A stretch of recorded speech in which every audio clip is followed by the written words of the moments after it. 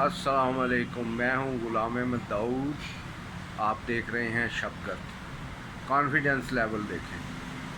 لوگ پیچھے کتابیں رکھ کے پتہ نہیں کیا کیا کر کے اور پھر وہ ایسے پھر آڈٹ پر کرتے ہیں ویڈیو، پھر اس کو یوٹیوب پہ ڈالتے ہیں اور ہم ایسے ہی بیٹھ کے تو یہ ویڈیو بنا لیتے ہیں۔ یہ ہمارا کانفیڈنس ہے، اور یہ کانفیڈنس جو ہے یہ اس حد تک ہے ہمارا، یعنی بحثیت پاکستان کے لوگ، کہ جاپان جو دنیا کا امیر ترین ملک اور ایمانداری میں پہلے نمبر پر ہے، یہاں سے تبلیغی جماعت والے جاتے ہیں، وہاں پہ جا کے ان کو تبلیغ کرتے ہیں، کہتے ہیں ہمارے جیسا من نہیں۔ جہاں پہ یعنی یہاں پہ جو گلاس بھی کوئی باہر رکھتا ہے نا، اس کو بھی زنجیری ڈال کے رکھتا ہے کہ یار کوئی لے نہ جائے، گٹر کے ڈھکن چوری ہو جاتے ہیں یعنی۔ لیکن ہمارا کانفیڈنس ایسا اوپر ہے کہ ہم جو ہے وہ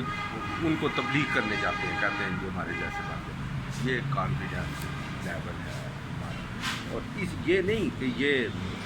کسی ایک جگہ پہ ہے، یہ سارے من ہے گروپوں میں، سوچنا ہی نہیں، دیکھنا ہی نہیں کہ کیا ہے کیا نہیں۔ اب وہ انڈیا نے وہ کشمیر پہ یا تھوڑا وہ جو رولز انہوں نے پارلیمنٹ سے بنایا، تو خان صاحب نے ادھر سے جو ہے وہ ساری ظاہر ہے باجوہ صاحب کے کہنے پہ وہ چل رہے تھے، تو وہ کہا جی تجارت بند، اب ہم نے ان سے تجارت نہیں کرنی انڈیا سے جب تک یہ ریورس نہیں ہوتا، اور اب ہم ترلے لے رہے ہیں۔ یعنی کانفیڈنس لیول دیکھیں نا، سب کا یہ ہمارا سب کا ایک جیسا کانفیڈنس لیول ہے، اور اتنے اعتماد سے، اور وہ جو ہے وہ اپنا بات کریں گے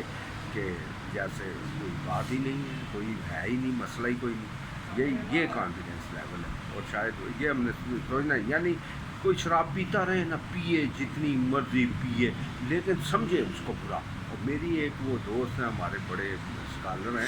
وہ ان سے میں نے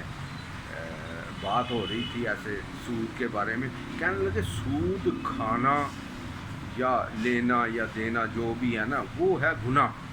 لیکن سودی نظام کو، یہ جو بینکوں کا سسٹم ہے، یہ وہ اس کو جائز کہنا کفر ہے۔ اب میں نے ان کو کہا نا، میں نے کہا کہ یار ہمارے ہم تو سمجھتے ہیں یہ حلال جائز ہے، اور اللہ نے اب اس کو جائز کر دیا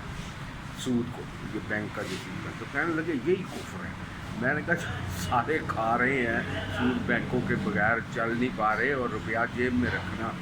یہ جو ہے تصویر والا، یہ سارا اسی حرمت میں ہی آتا ہے، کیونکہ علی علیہ السلام فرماتے ہیں کہ جس نے لکھا، جس نے گواہی دی سود کے، جو بھی عہد نامہ لکھا گیا، سارے کے سارے دوست ہیں۔ بلکہ بڑا مشہور واقعہ وہ سناتے ہیں، فرماتے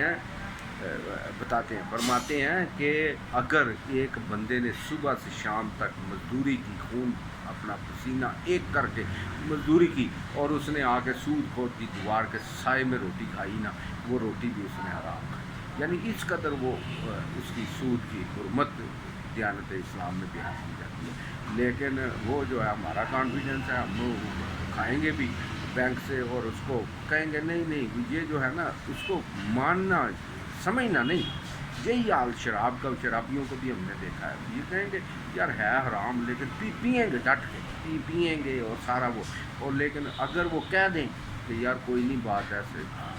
کوئی مسئلہ کہنا نہیں، کہ برا کہتے رہیں آپ کانفیڈنس سے، اس کو برا کہتے رہیں، پیتے رہیں،